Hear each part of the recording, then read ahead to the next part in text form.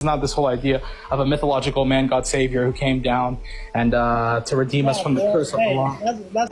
That's where you just messed up. We don't believe in a man, God, Savior. We believe in a God man. I got you.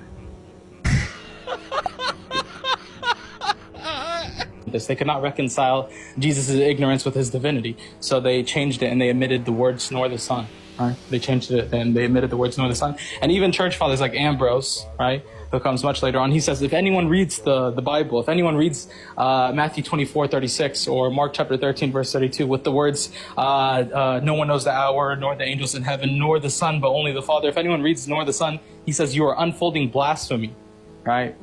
He says the heretics are the ones who wrote this into the Bible. So like it's a lot of like, this is what we have. We have a lot of messiness. We have a lot of early Christological, theological, soteriological problems, right? We have too many sects, too many different groups, too many people affirming way too many different things. We have the foundations of Christianity that like had beliefs that were nowhere near the beliefs that you hold to today. And we have like the earliest, like what I said like earlier, the earliest groups of Christians are called the Nazarenes. They're called that in the book of Acts. They're called the Nazarenes, right? The Nasara. We call them the Nasara, you guys call them the Nazarenes. And they historically, like I can quote scholarship like Kermit Zarley, or even Epiphanius. I can quote church fathers that talk about the Nazarenes and how they were attached to the law and they were identified as the earliest Christians. And then later on, they're identified as Jesseans or Christians at Antioch, right? This is what Epiphanius says. And he says they're still in his time. The Nazarenes were still in Epiphanius of Salamis' his time. And they regarded Jesus as a mere man. They still believed Jesus was a mere man. They still believed he was a prophet. They still believe he was one who came to correct the children of Israel, and he was persecuted, and they rejected his message, and they plotted and they schemed to unalive him, right? And then we believe and Allah raised him up, and Allah is indeed almighty and all wise, right? Allah protected him. He prevented the children of Israel from harming them or from harming him. They accused him of sorcery, right? They slandered him and his mother. And Allah protected him just like he protected the prophets prior, right? There was not this whole idea of a mythological man, God, Savior who came down and to redeem us from the curse of the law.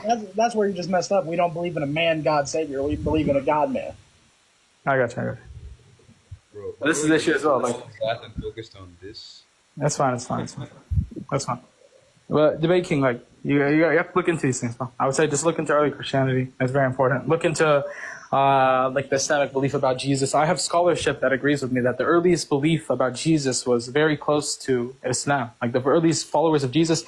This is what Jeffrey J. Booth says in his book. He talks about the lost teachings of Christianity, and he talks about James, the brother of Jesus, right? And he goes over, he analyzes all of the epistles, he analyzes the book of Acts. The book of Acts is very intriguing because it helps us it gives us a historical insight on the earliest church, the Church of Jerusalem, and like what they believed and what they held to, and historically what these groups that stemmed from them, what they believed in. Those who were attached to the law, like James the Just, they always rejected Jesus' divinity. They always rejected Jesus being God.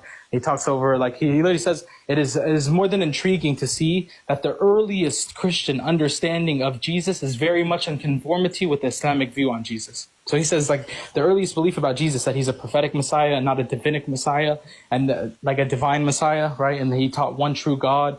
And he didn't teach his people that they were going to be vindicated off of some sort of like substitution man, God man atonement, right? He didn't teach his people this. He taught his people to uphold the law, to follow the law, to worship one God, worship Hero as your Lord is one. The true worshipers are those who worship the Father in spirit and truth, for the Father seeks for you to worship him. John chapter 4, verse 23.